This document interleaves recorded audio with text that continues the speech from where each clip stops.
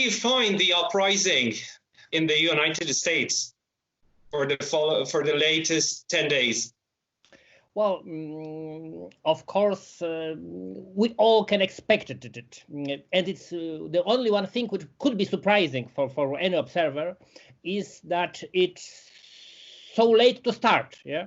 Of course, the problems in America, racial, ethnical, social problems, are on so high a level that that is absolutely understandable for any people living there or in Europe to find it what's happening now in Minneapolis and the other towns of America. And of course, very characteristic is American government reaction for that. Yeah, as we can compare. Yeah, for example, how was the main voice of American propaganda and Western propaganda according to any attempts to make colorful revolutions in all over the world. Yeah.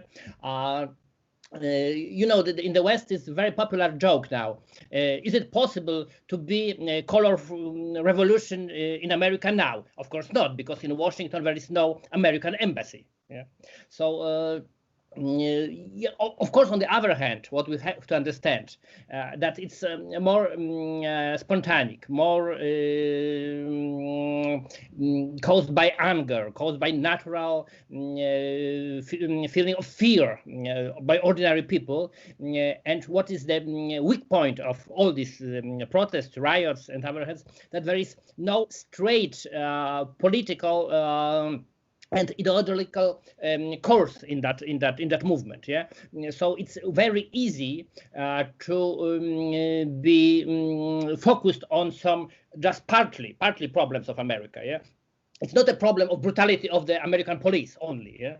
It's not only the problem of decades and ages of bad treatment of black people in America. It's a system problem. It's a system problem of American state. And what is the most important thing there, that we can hear the information that, okay, some poor people, and of course with elements of hooligans and others, attacked other poor people who try to just sell the goods in the small shops. Well, it's kind of true, because the only way to find solution for America problem is to join these forces of ordinary people living in black ghettos, black, Latino, Polish, and other ghettos, to combine their power with this lower middle class of American society and go together against the plutocracy, against Wall Street, against Zionist government. That's the only point. Till that moment, they understand that.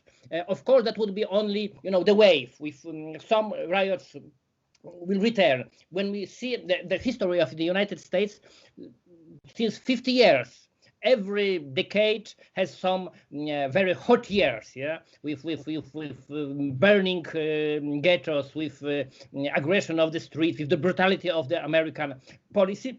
And nothing really happened. Nothing really changed in American political life. That's the point. They always want to make it under control. So you were talking about the role of social media in the U.S. uprising. Yeah, well, I think that it's something we should prepare everywhere in the Western world. That well, of course, social platforms, social media can be useful for any independent circles in the West to stay connected, to be informed, to spread true information about the global situation or internal affairs. But on the other hand, we should be prepared that this time of kind of internet freedom is nearly ended. You were talking about the mass media in the United States. Yeah, the great scale of American disinformation can be now observed by ordinary Americans. Yeah, because when it happened in Syria, in the Middle East, in Libya, or in the other countries, Americans, well, were just bombarded by disinformation. Yeah, of course, there are WikiLeaks, there are some truth sources of information which can be. Which they can find the truth information, but all this smoke, this information smoke in the Western world is really hard to get through. Yeah. So okay, we can discuss. Okay, the truth is out there, maybe in the middle. Yeah. Well, one says one thinks the another thinks. Well, we are not sure. That's far away. Yeah. And now they can look through the window and see what's going on. I can see the police violence on the streets. I can see aggression from the state against citizens, and I can turn on TV sets and see nothing in Fox News. Yeah, so they can now observe how deep is the lie as a base for American and the Western system, and that's in such a tragical situation of George Floyd murders and of police violence is the only good point for that, because of course they cannot change the system now, yeah, just going to the streets, but something can start. They could start to understand how deep is the lying inside of American system, and this acknowledgement could be first positive change in the Western, in American world, and that's what we should support. Yeah, you can now see that you were betrayed by your government, that you are lied by your publishers, that you live in the life of lie. You live in Matrix. That's the point. So in what ways do you think social media has been successful in revealing the US real face and US truth among its officials and the government against other countries and especially its own citizens? Well, you know, that was the Hamlet phrase. That's the biggest thing is when the perpetuator dies from their own machine. Yeah, so that's really, you know, small pleasure to observe how social media, used so many times for destabilizing so many countries, now can give a little bit of truth to the American society. Well, it's good. It's something like they, you know, friendly bombing. Yeah, it's kind of friendly bombing all over America, and that's a good point. But on the other hand, of course, what we can see is this great rivalization of centers of power. Of course, people, the same like internet, are only instrument of this competition between centers of powers. Well, it would be great if we could, you know, avoid any more victims. But we should know that this is kind of war. Not only disinformational war. That's a real war. So I'm afraid that the further victims we cannot avoid. Yeah, and unfortunately, this war would be only more cruel for any people. And the only point is if it gives any good fruits. Yeah, if it could, for example, prevent America to attack other countries. Yeah, if they could at least focus on internal problems, that would be very positive element of such all this riots and manifestations and discussions in America. Mm-hmm. So how was the uprising in the US reflected in European mainstream media? Well, of course, they are more careful about. We cannot avoid all true information about situation in America. Of course, we have a lot of accusation against people, against so-called hooligan elements. Yeah. That's normal. You know, I lived for decades in the communistic state, yeah, in the Eastern Europe. Anytime that workers and ordinary people wanted some changes, some especially moral and social improvement of the states, they always were hooligans. Yeah? That's normal. And the same propaganda is in the liberal West. Anyone who is against the system is just a hooligan. Yeah? That's the criminal. Yeah? It's not the point of in some part of mainstream media, we can hear that's not a problem of races, it's not a problem of even social and ethnic conflicts in America. Oh, it's just, you know, crimes on the streets. Yeah, of course that's not true. Yeah, anyone who saw any kind of ethnic, racial, and social riots in the West know that there is the system problem, not the question of one or two TV sets rocked. Yeah, that's not the point. Yeah, the point is that this anger of ordinary people in the West. And so in the Western media, British and French and others, as I can hear and observe, there is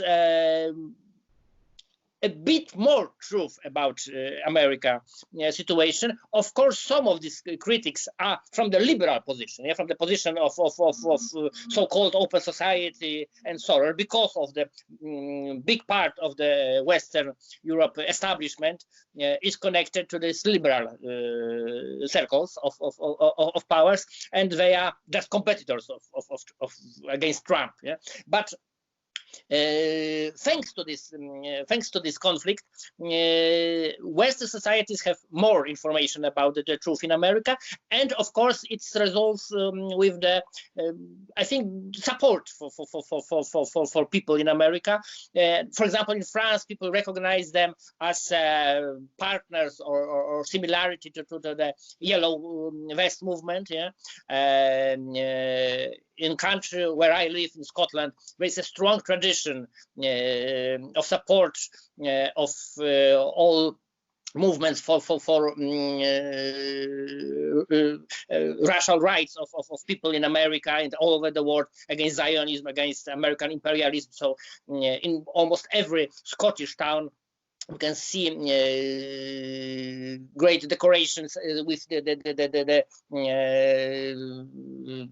great paroles against Trump, against American imperialism, supporting racial rights. And well, it's another element of some kind of making a straight border between American imperialism and interest of Euro people. I believe that every step is made by Trump government, by American establishment, ordinary people in Europe can see that there is nothing join us with them. Yeah, we have a common interest, common problems with American low middle class and poor people, not with the American establishment. Yeah, so that's our allies. Yeah, of course, Western society believe in alliance with America, but with ordinary American people, not with Trump. That's important. Also, point and element after this events in America. So, do you think the uprising in UK and in France for the past few days have been the cause of social media? Hello. Hello. Oh, yeah, I can hear you. So do you think the protests which were launched actually for the past few days in UK, England, and in France were the cause of social media's role? Well, the point is, for example, when we can hear the people manifesting in London. Yeah, we can hear the voices against all imperialism. Yeah, against all involvement of Britain in American operations all over the world, against this close friendship between Trump and Boris Johnson. Yeah, so what is important? They are not only for support of American people, Afro-American people in the fight for rights, but they are movements against all typical Western way imperialism and typical Western way political system. Yeah. So and of course it's still social media are a useful instrument for that. In the reality of partly partly taken down the lockdown. This is the only way to organize people. Yeah, of course it could be controlled easy, as we can see and hear even in our conversation. Yeah, just one thing, one moment to block it. Yeah, if they're interested in. So it's very important to keep these connections, to keep these contacts between points in the world which can commonly fight for against imperialism, against racism, and against Zionism.